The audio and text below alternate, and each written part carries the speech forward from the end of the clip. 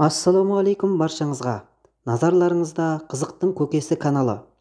Сіз осыған дейін өзінің ұлы мен немересіне жындар мен перілерге дастархан жайғызып қонақ еткен, өзінің қашан қайтыс болатынын жас күнінде бағамдаған және дүниеден өткен соң денесі 41 жыл бойы шірмей сақталатынын білген қазақ әулиесі жайлы естіген бе едіңіз?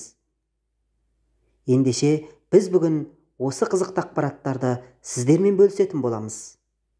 Біз бастамас бұрын біздің каналымызға тіркеліп, лайк басуды ұмытпағайсыз. Жындарға дастархан жайғызған әулие. Мәшекең бір күні Баянауылға бармақ болып, жанына баласы Шәрәпиден мен сүйікті немересі Төлеубайды ертіп, ат арбасын жегіп жолға шығыпты. Бозбай деген жерден аса бергенде немересі шөлдедім ата десе керек. Сонда Мәшекең: алдымызда тұрған бір үйге барайық. Сонда сендерді бір тамақтандырып алайын деп, өзі бастап бір иесіз үйге келіп тоқтайды. Үйдің иесіз екендігін көрген 12-13 жасар немересі Төлеубай: ата, біздің алып шыққан тамағымыз жоқ қой дейді. Қазір не көрсеңдер де үндемеңдер. Ештеңе сұрамаңдар.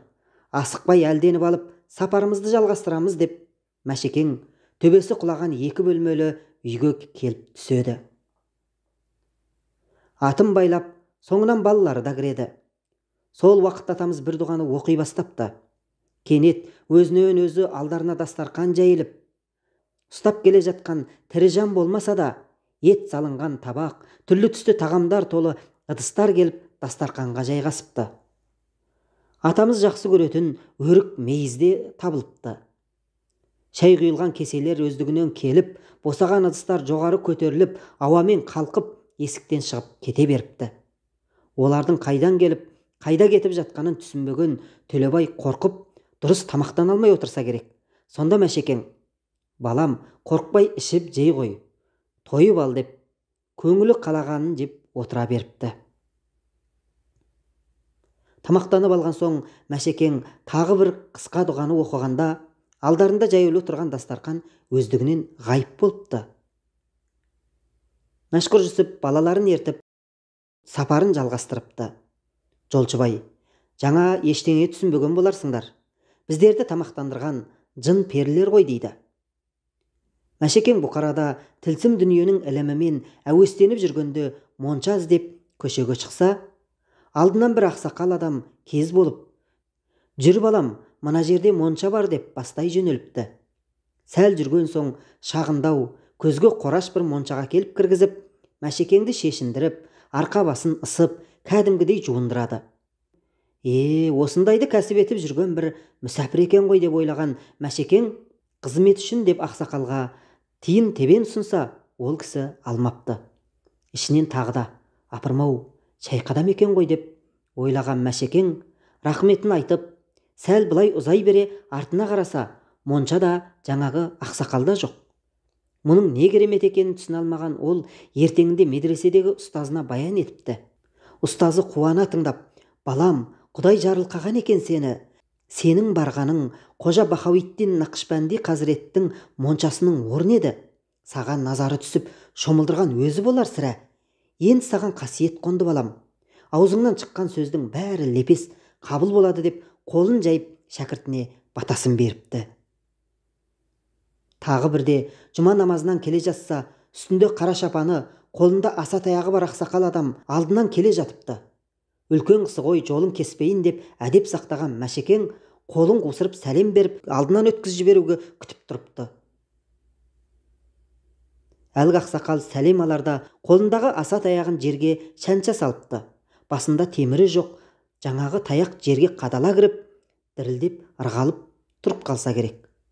Кенет таяғын қайтадан қолға алған қария Мәшһүр Жүсіпті 3 айналып, о жер бұ жерінен таяғымен түрткілеп, 72-73 деп кер айналып жүре беріпті.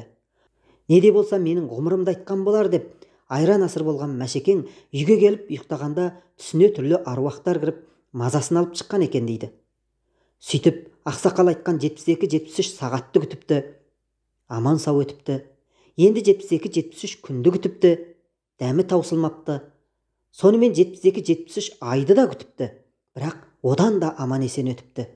Сонымен өзінің ғұмырының 72-ден 73-ке аунаған шағында таусылатынын бағамдапты. Осылайша аталмыш оқиғадан кейін Мәшекең ақ десе алғыс, қара десе қарғыс болып айтқан сөзі дәл келетін болған екен. Мәшекең өміріне қатысты тағы бір үлкен деректің бірі ол кісінің өлімі туралы. Яғни өлімін алдын ала білуі, жаназасын шығартып, асын беріп қоюы деген сияқты көптеген қызықты ақпараттар айтылады. Бұл туралы көптеген деректер табуға болады. Мәшекең үлкен баласы Шәрәпиденге: "Мен өлгеннен кейін 41 жылға дейін денем бұзылмайды. Тірі адам көзі көреді, серт етемін. Тек жаздың ыстық айларында ақыретімді айырбастап отырыңдар. Қыста керегі жоқ. Сонда көздерің жететін болады" деп өсиет етіпті. Міне біздің өзіміздің топырақтан шыққан, өз атамыз болған Мәшһүр Жүсіп Көпейұлының әулиелік кереметтері. Біз ұсынған тарихи деректер көңіліңізден шықса, төменге пікір қалдырыңыз.